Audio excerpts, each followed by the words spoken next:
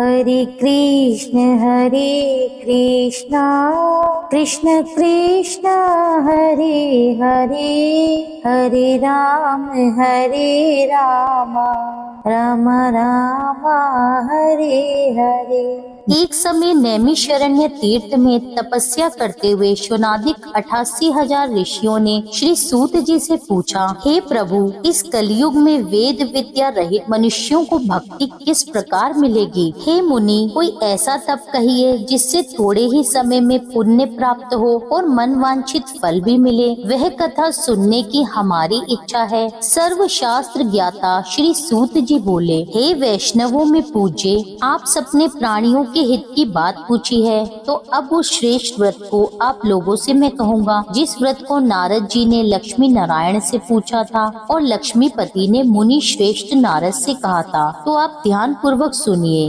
एक समय योगी राज नारद जी दूसरों के हित की इच्छा से अनेकों लोकों में घूमते हुए मृत्यु लोक में आ पहुँचे। यहाँ अनेक योनियों में जन्मे हुए प्राय सभी मनुष्यों को अपने कर्मों द्वारा अनेकों दुखों से पीड़ित देखकर सोचने लगे, किस यत्न करने से निश्चय ही प्राणियों के दुखों का नाश हो सकेगा। ऐसा मन में विचार सोचकर नारद जी विष्णु लोक को गए। वहाँ श्वेत वर्ण और 4 भुजाओं वाले देवों के ईश नारायण को देखकर, जिनके हाथों में शंख चक्र गदा और पद्म थे तथा वरमाला धारण किए हुए थे, नारद जी भगवान विष्णु की स्तुति करके बोले, हे भगवान, आप अत्यंत शक्ति से संपन्न हैं। मन और वाणी भी आपको नहीं पा सकती। आपका आदि मध्य अंत नहीं है। निर्गुण स्वरूप, सृष्टि के आदिभूत और भक्तों के दुखों को नाश करने वाले हो। आपको मेरा नमस्कार है। नारद जी के इस प्रकार की स्तुति सुनकर भगवान विष्णु बोले, हे मुनि श्रेष्ठ, आपके मन में क्या है? आपका किस काम के लिए यहाँ आगमन हुआ है? आप निसंकोच मुझसे कहिए। तब नारद मुनि बोले, मृत्यु लोक में सब मनुष्य जो अनेक योनियों में पैदा हुए हैं, अपने अपने कर्मों के द्वारा अनेक प्रकार के दुखों से दुखी हो रहे हैं। हे नाथ, मुझ पर दया करते हैं तो बतलाइए कि उन मनुष्यों के सब दुख थोड़े ही प्रयत्न से कैसे दूर हो सकते हैं। श्री नारायण भगवान बोले, हे नारद, मनुष्यों की भलाई के लिए तुमने बहुत अच्छा प्रश्न किया है। जिस काम के करने से मनुष्य मोह से छूट जाता है, मैं उसे तुमसे कहता हूँ, सुनो। बहुत पुण्य देने वाला स्वर्ग तथा मृत्यु लोक दोनों में ही दुर्लभ एक उत्तम व्रत है। आज मैं प्रेमवश होकर तुम्हें कहता हूँ, श्री सत्यनारायण भगवान का यह व्रत अच्छी तरह से पूर्ण विधि पूर्वक करके मनुष्य आयु पर्यंत यहाँ सुख भोग कर मरने के बाद मोक्ष को प्राप्त होता है। श्री भगवान के ऐसे वचन सुनकर नारद मुनि बोले कि उस व्रत का फल क्या है, इसका विधान क्या है और किसने इस व्रत को किया है, किस दिन से यह व्रत करना चाहिए, आप विस्तार से कहिए। भगवान बोले, दुख शोक आदि को दूर करने वाला, धन धान्य को बढ़ाने वाला, सौभाग्य तथा संतान को देने वाला यह व्रत सब स्थानों पर विजयी करने वाला है। भक्ति संतान को देने वाला यह व्रत सब स्थानों पर विजयी करने वाला है। भक्ति और श्रद्धा के साथ किसी भी दिन मनुष्य श्री सत्यनारायण की प्रातः काल के समय ब्राह्मणों और बंधु बांधवों के साथ धर्म परायण होकर पूजा करे।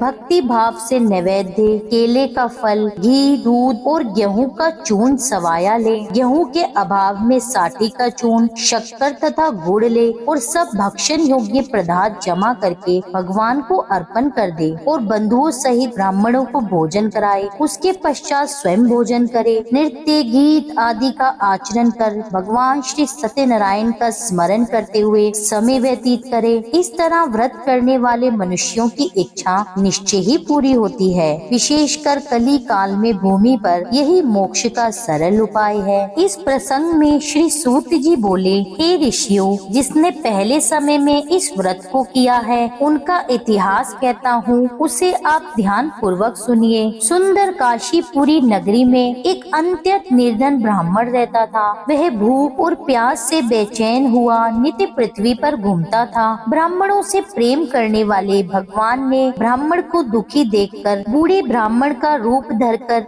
उसके पास जाकर बड़े आदर भाव से पूछा, हे विप्रवर, नित्य दुखी हुआ पृथ्वी पर क्यों घूमते हो? हे श्रेष्ठ ब्राह्मण, यह सब मुझसे कहो, मैं सुनना चाहता हूँ। तब ब्राह्मण बोला, मैं निर्धन ब्राह्मण हूँ, भिक्षा के लिए पृथ्वी पर घूमता फिरता हूँ। हे भगवान, यदि आप इसका उपाय जानते हो तो कृपया करके आप मुझसे कहिए। वृद्ध ब्राह्मण के रूप में श्री भगवान बोले कि सत्यनारायण भगवान मनवांछित फल देने वाले हैं, इसलिए हे ब्राह्मण, तुम उनका पूजन कर जिनके करने से मनुष्य सब दुखों से मुक्त हो जाता है। ब्राह्मण को व्रत का सारा विधान बतलाकर बूढ़े ब्राह्मण का रूप धारण करने वाले श्री सत्यनारायण भगवान अंतर ध्यान हो गए। जिस व्रत को वृद्ध ब्राह्मण ने मुझे बतलाया है, मैं उसको जरूर करूँगा। ऐसा निश्चय करके उसे सारी रात्रि नींद नहीं आई। वह सवेरे उठकर श्री सत्यनारायण के व्रत का निश्चय कर भिक्षा के लिए चल दिया। उसे भिक्षा में बहुत सा धन मिला, जिससे बंधु बांधवों के साथ उसने श्री सत्यनारायण का व्रत किया। इसके करने से वह ब्राह्मण सब दुखों से छूटकर अनेक प्रकार की संपत्तियों से युक्त हुआ। उस समय से वह ब्राह्मण हर मास व्रत करने लगा। इस तरह श्री सत्यनारायण भगवान के व्रत को जो कोई करेगा वह मनुष्य सब दुखों से छूट जाएगा। इस तरह नारद जी ने नारायण का कहा हुआ ये व्रत मैंने तुमसे कहा। हे विप्रो, अब मैं और क्या कहूँ? ऋषि बोले, हे मुनीश्वर, संसार में इस ब्राह्मण से सुनकर किसने इस व्रत को किया? अब हम यह भी सुनना चाहते हैं। इसके लिए हमारे मन में अपार श्रद्धा है। श्री सूत जी बोले, हे मुनियों, जिसने इस व्रत को किया है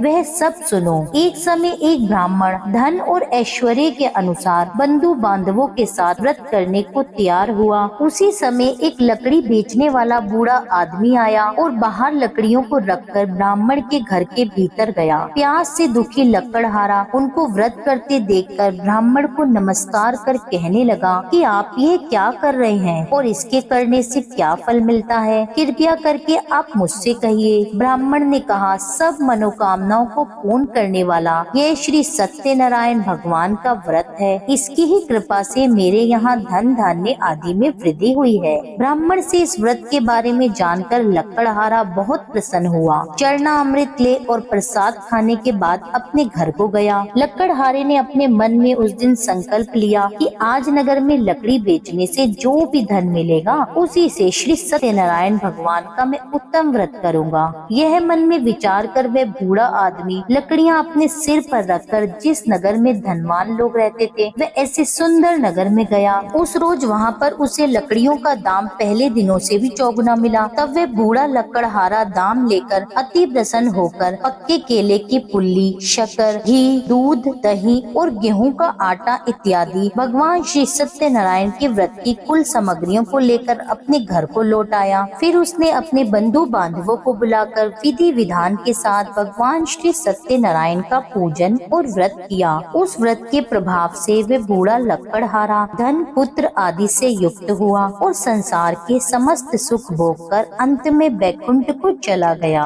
इस प्रसंग में श्री सूत जी बोले, हे श्रेष्ठ मुनियों, अब मैं आगे की कथा कहता हूँ, सुनो। पहले समय में उल्कामुख नाम का एक बुद्धिमान राजा था। वह सत्य वक्ता और जितेंद्रिय था। प्रतिदिन देव स्थानों पर जाता तथा गरीबों को धन देकर उनके कष्ट दूर करता था। उसकी पत्नी कमल के समान मुख वाली और सती साध्वी थी। व्रतशिला नदी के तट पर उन दोनों ने श्री सत्यनारायण का व्रत किया। उस समय में वहाँ एक साधु वैश्य आया। उसके पास व्यापार के लिए बहुत सा धन था। वह नाव को किनारे पर ठहराकर राजा के पास आ गया और राजा को व्रत करते हुए देखकर विनय भाव से पूछने लगा, हे राजन, भक्ति युक्त चित्त से आप ये क्या कर रहे हैं? मेरी इसी सुनने की इच्छा है, सो आप यह मुझे बतलाइए। तब राजा बोले, हे साधु, अपने बांधवों के साथ पुत्र आदि की प्राप्ति के लिए यह महान शक्तिवान श्री सत्यनारायण भगवान का व्रत व पूजन किया जा रहा है।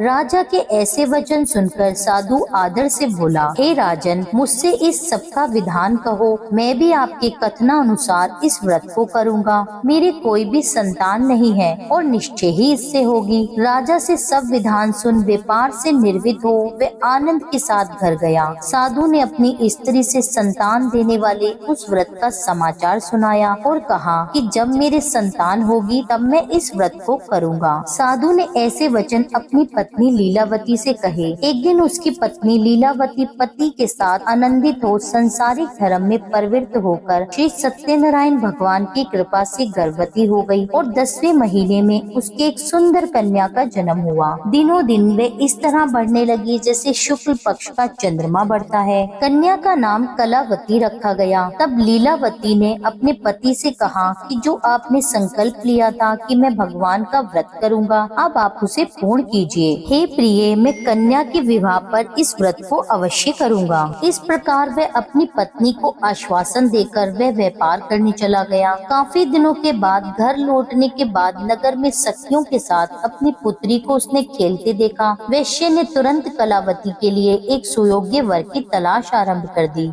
कंचन नगर के एक सुयोग्य वणिक पुत्र से अपने बंधु बांधव सहित प्रसन्न मन से अपनी पुत्री का विवाह उसके साथ कर दिया। किंतु दुर्भाग्य से विवाह के समय भी वह उस व्रत को करना भूल गया। तब श्री भगवान क्रोधित हो गए और श्राप दिया कि तुम्हें दारुण दुख प्राप्त होगा। अपने कार्य में कुशल साधु बनिया जमाता सहित अपने जवाई सहित समुद्र के समीप स्थित रतनपुर नगर में गया और वहाँ दोनों ससुर जमाई चंद्रकेतु राजा के उस नगर में व्यापार करने लगे। एक रोज भगवान श्री सत्यनारायण की माया से प्रेरित कोई चोर राजा का धन चुराकर भागा जा रहा था, किंतु राजा के दूतों को आता देखकर चोर ने घबराकर भागते हुए राजा के धन को वहीं चुपचाप रख दिया जहाँ वो ससुर और जवाई ठहरे हुए थे। जब दूतों ने उस साधु वैश्य के पास राजा के धन को रखा देखा तो वे दोनों को बांधकर राजा के पास ले गए और प्रसन्नता के साथ दौड़ते हुए राजा के समीप जाकर बोले, यह दो चोर हम पकड़ कर लाए हैं, कृपया आज्ञा दें। तब राजा की आज्ञा से उन्हें कठोर कारावास में डाल दिया गया और उनका सारा धन भी छीन लिया। श्री सत्यनारायण भगवान के श्राप द्वारा उनकी पत्नी भी घर पर बहुत दुखी हुई और जो घर का सारा धन रखा था वह भी चोर चुरा कर ले गए। शारीरिक और मानसिक पीड़ा तथा भूख प्यास से अति दुखित होकर अन्न की चिंता में कलावती एक ब्राह्मण के घर पहुंची। वहां उसने श्री सत्यनारायण भगवान का व्रत होते देखा। फिर उसने कथा सुनी और प्रसाद ग्रहण कर रात को घर आई।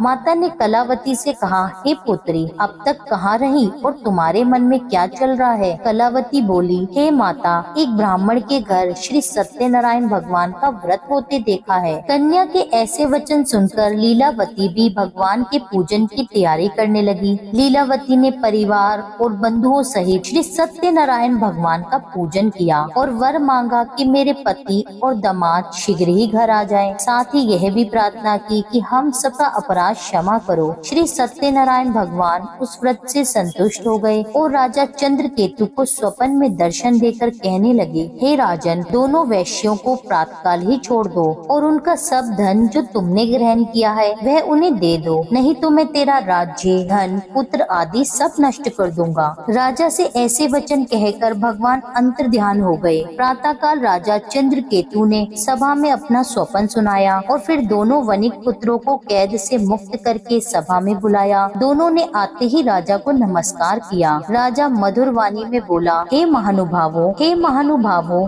भाविवश तुम्हें ऐसा कठिन दुख प्राप्त हुआ है, अब तुम्हें कोई भय नहीं है। ऐसा कहकर राजा ने उनको नए नए वस्त्र आभूषण पहनाए और उनका जितना भी धन लिया था उससे दुगना धन देकर आदर सहित विदा किया। अब दोनों वैश्य अपने घर को चल दिए। श्री सूत जी बोले, वैश्य ने मंगलाचार करके यात्रा आरंभ कर दी और अपने नगर को चला। उनकी थोड़ी ही दूर निकलने पर दंडी वेशधारी श्री सत्यनारायण ने उनसे पूछा, हे साधु, तेरी नाव में क्या है? अभिमानी वणिक हंसता हुआ बोला, हे दंडी, आप क्यों पूछते हैं? क्या धन लेने की इच्छा है? अभी मेरी नाव में तो बेल और पत्ते भरे हैं। वैश्य का कठोर वचन सुनकर भगवान ने कहा, तुम्हारा वचन सत्य हो। दंडी ऐसा कहकर वहाँ से चल दिए और कुछ दूर जाकर समुद्र के किनारे बैठ गए। दंडी के जाने पर वैश्य ने नित्य कर्म करने के बाद नाव को ऊंची ऊंची देखकर अचंभा किया और नाव में बेल पत्ते आदि देखकर मूर्छित होकर जमीन पर गिर पड़ा। फिर होश में आने पर अत्यंत शोक प्रकट करने लगा। तब उसका जवाई बोला कि आप शोक न करें, ये दंडी जी का श्राप है, अतः हमें उनकी शरण में चलना चाहिए, तभी हमारी मनोकामना पूर्ण होगी। दामाद के ऐसे वचन सुनकर साधु वणिक दंडी के पास पहुंचा और अत्यंत भक्ति भाव से नमस्कार करके बोला, हे भगवान, आपकी माया से मोहित ब्रह्म आदि भी आपके रूप को नहीं जानते, तब मैं अज्ञानी कैसे जान सकता हूँ? आप मुझ पर प्रसन्न होइए, मैं अपनी सामर्थ्य अनुसार आपकी पूजा करूँगा। मेरी रक्षा कीजिए और मेरे पहले के समान नौका में धन भर दीजिए। उसके उसके इस प्रकार से भक्ति युक्त वचन सुनकर भगवान प्रसन्न होकर उसको इच्छा अनुसार वर देकर अंतर ध्यान हो गए। तब उन्होंने नाव पर आकर देखा कि नाव धन से परिपूर्ण है। फिर वे भगवान श्री सत्यनारायण का पूजन कर साथियों सहित अपने नगर को चल दिए। जब अपने नगर के निकट पहुँचे तब उन्होंने अपने घर पर दूत भेजा। दूत ने साधु के घर जाकर उसकी पत्नी को नमस्कार करके कहा कि साधु और आपके दामाद सहित इस नगर के समीप आ गए हैं। ऐसा वचन सुन साधु की पत्नी ने बड़े ही हर्ष के साथ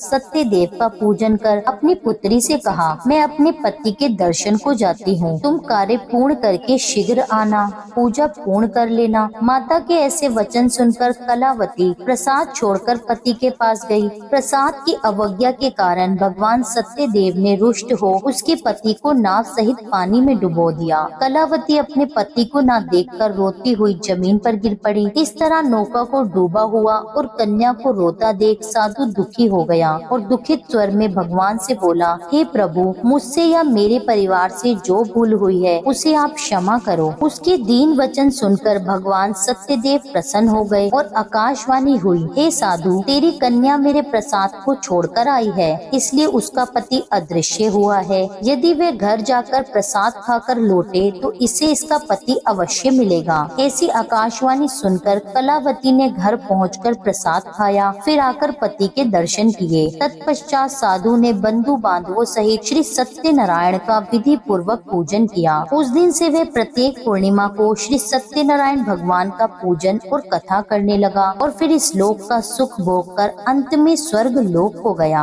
इस प्रसंग के बाद श्री सूत जी बोले, हे ऋषियों, मैं और भी एक कथा कहता हूँ, तुम सुनो। प्रजा पालन में लीन तुंगध्वज नाम का एक राजा था। उसने भी भगवान का प्रसाद त्याग कर बहुत दुख पाया। एक समय वन जाकर वह वन्य पक्षियों को मारकर बड़ के नीचे बैठा। वहाँ उसने ग्वालों को भक्ति भाव से बांधुओं सहित श्री सत्यनारायण का पूजन करते हुए देखा। राजा ये देखकर अभिमानवश वहाँ नहीं गया और न ही नमस्कार किया। जब ग्वालों ने भगवान का प्रसाद उसके सामने रखा तो वह प्रसाद को त्याग कर अपनी सुंदर नगरी को चला। वहीं उसने अपना सब कुछ नष्ट पाया तो वह जान गया कि यह सब भगवान ने ही किया है। तब वह विश्वास कर ग्वालों के समीप गया और विधि पूर्वक पूजन कर प्रसाद खाया तो भगवान श्री सत्यनारायण की कृपा से पहले जैसा था उसका सब कुछ वैसा ही हो गया। फिर दीर्घ काल तक वह सुख भोग कर मरने पर स्वर्ग लोक हो गया। जो मनुष्य इस परम दुर्लभ व्रत को करेगा, भगवान की कृपा से उसे धन धान्य की प्राप्ति होती है तथा सब मनोरथ पूर्ण होकर अंत में वैकुंठ धाम को जाता है।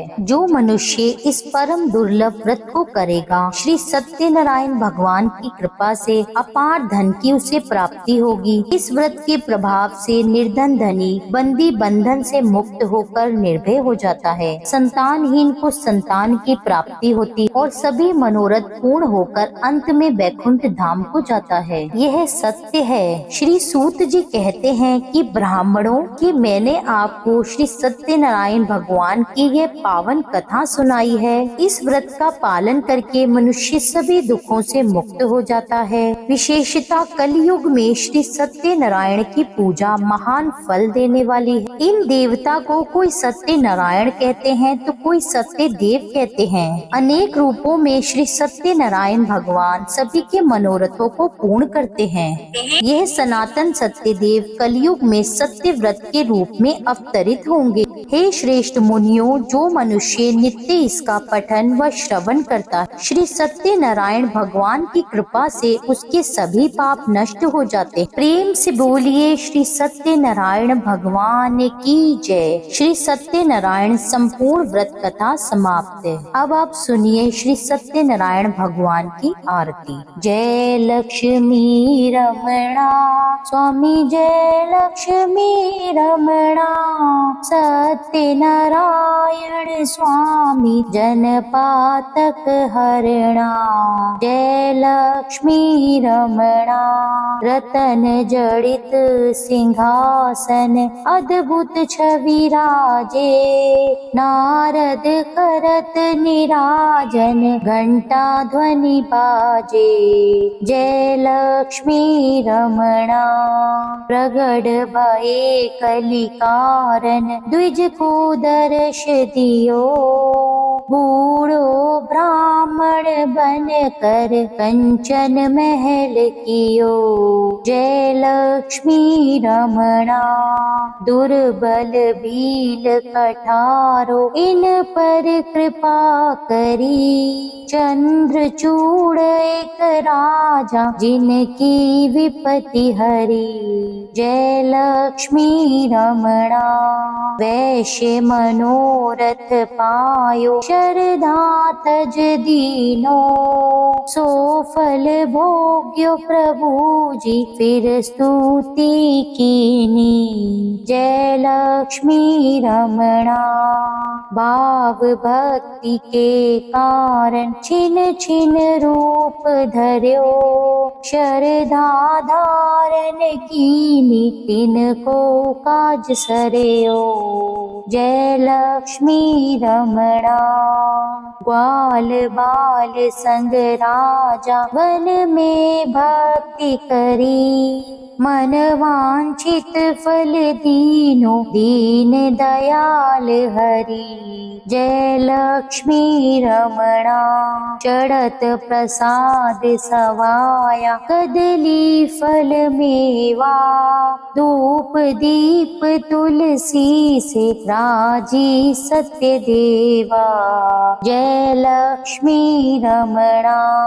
श्री सत्यनारायण जी की आरती जो कोई नर गावे प्रेम सहित गावे।